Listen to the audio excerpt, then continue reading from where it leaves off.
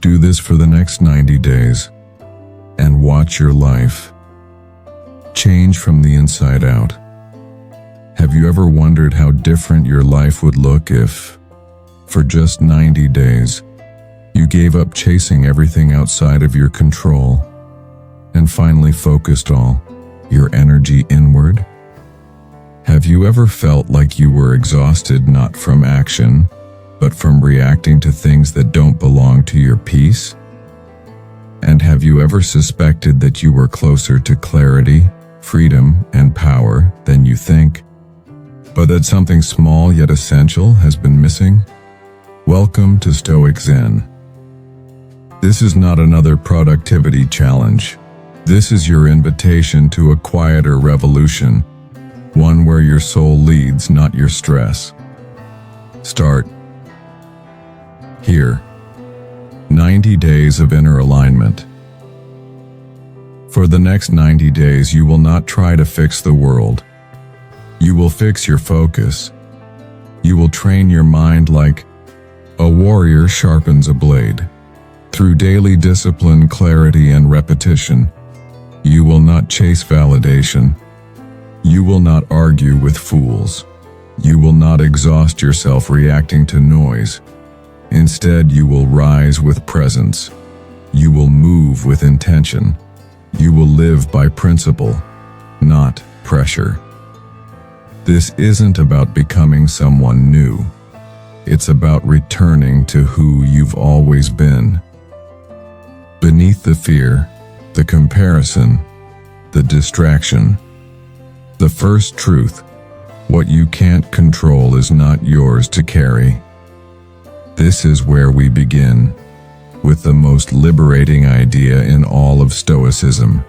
You are only responsible for what is yours to control, not the weather, not the past, not other people's choices, not outcomes, only your thoughts, your actions, your perspective, your effort.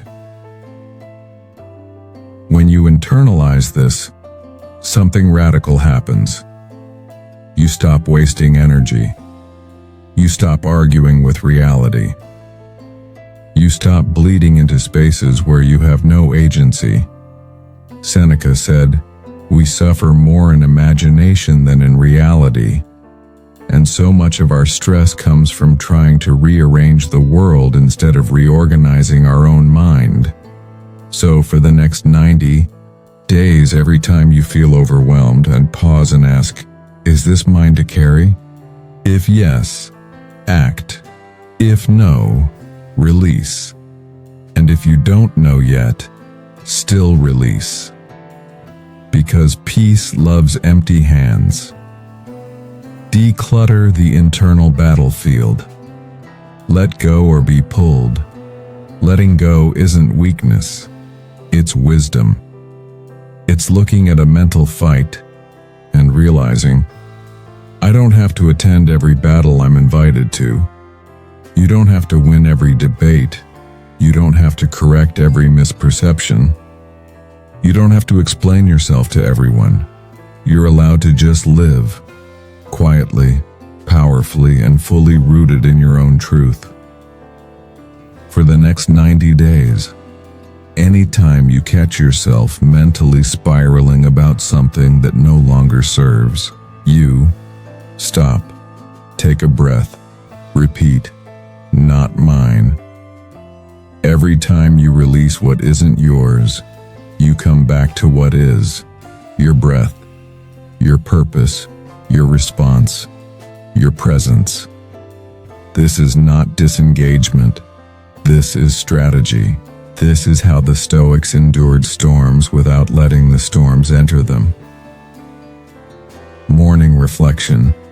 Begin, like Marcus Aurelius. Each morning, before the world invades, begin with stillness. You don't need an hour. You just need 3 minutes of honesty. Marcus Aurelius, the most powerful man of his time, began each day reminding himself of what was coming, not to fear it, but to prepare for it. People will be rude. Plans will shift. Discomfort will visit. But none of that is a surprise.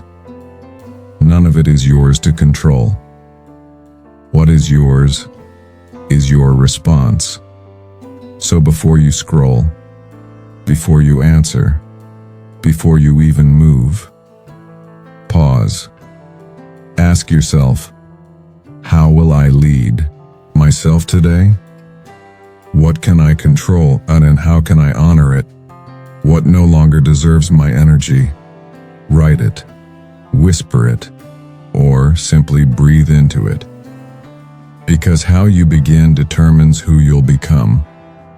Train the mind to respond, not react. Choose the inner path every day. Life will give you a choice. React or respond. Explode or observe. Rush or reflect. The Stoic doesn't aim to be emotionless. They aim to be aware of what arises within them and whether it deserves their action. You're not a puppet. You are not your first reaction. You are the space between trigger and choice. And in that space, you reclaim your freedom. For the next 90 days, anytime frustration hits, and don't immediately act. Pause, breathe, ask, what would the strongest, wisest version of me do right now? It may take 10 seconds. It may take all day. But that choice, and to respond with intention instead of react with impulse, will transform your life more than any productivity hack ever will. Stillness is not laziness. It's a weapon in a world addicted to noise, movement, and urgency. Stillness is radical. Stillness doesn't mean you do nothing. It means you do only what matters, without distraction, without desperation, without panic. The Stoics didn't avoid action. They just refused to act out of chaos. For the next 90 days, give yourself permission to pause.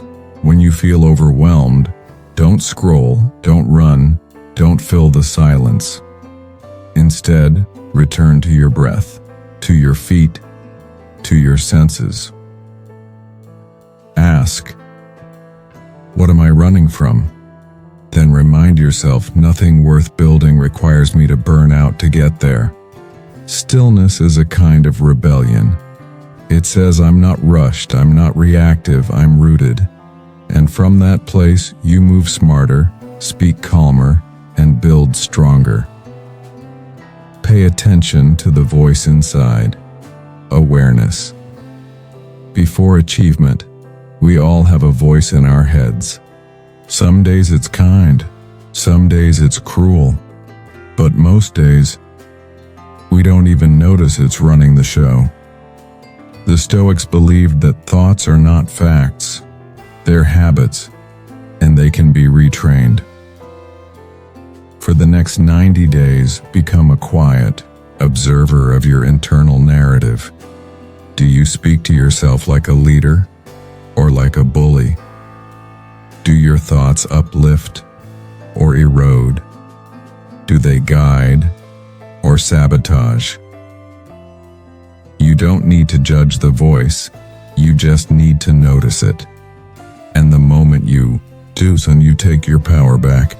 Replace I always mess up with I'm learning. Replace I'll never be good enough with I haven't reached my full strength yet. You don't build resilience by shouting over the voice. You build it by gently rewriting it, one phrase, one belief, one breath at a time. Replace fear with clarity. Step through the fog. Fear thrives in vagueness. In what if, in someday, in the shadows of decisions we refuse to make. But clarity dissolves fear like sunlight dissolves fog. The Stoic doesn't deny fear. They name it. they break it down, and then they move, with or without certainty, for the next 90 days. Anytime you feel fear, write it down, describe it, ask, what's the worst that could actually happen? And then, what would I do if that happened? You'll find, and almost every time, that you're more prepared than you thought, and the only thing standing in your way was the belief that you weren't. Clarity turns walls into doors, and once you see clearly, fear loses its grip. Keep going, even when it's boring, because that's where power builds. The world celebrates flashes of genius, but the Stoic honors slow mastery. Real change doesn't come from the days you feel inspired. It comes from the days you don't and still show up. For the next 90 days, embrace the boring, the mundane, the unsexy rituals no one sees. Wake up early, journal, reflect, sit in silence, do the rep, eat clean, protect your time, stretch, say no, not because you feel like it, but because you chose it. That is where power is built, in repetition, in restraint, in resistance. And after 90 days of quiet, consistent alignment, you won't have to say you've changed. Your presence will speak for you. Keep the promises you make to yourself, because self-trust is power most people break their own promises long before the world ever does. They say they'll start tomorrow. They say this time will be different, and when they fail again, it's not just momentum that's lost. It's trust. The Stoic knows. Discipline is not about motivation. It's about integrity. It's about showing up, not to impress others, but to respect yourself. For the next 90 days, treat your word like gold. If you say you'll wake early, do it. If you commit to quiet time, honor it. If you promise to stop tolerating something, follow through. Not because it's easy, but because every time you follow through, your self-respect compounds. And every time you don't, a little piece of your belief in yourself disappears. Hold the line. Because the strongest people don't always feel strong. They just don't abandon themselves. Don't chase shortcuts. Choose depth. Every time. There are two paths in life: the wide road of comfort and the narrow path of depth. Most choose the wide road, the easy win, the next hack, the fastest way. But the Stoic walks differently, not because they enjoy difficulty, but because they understand depth builds character.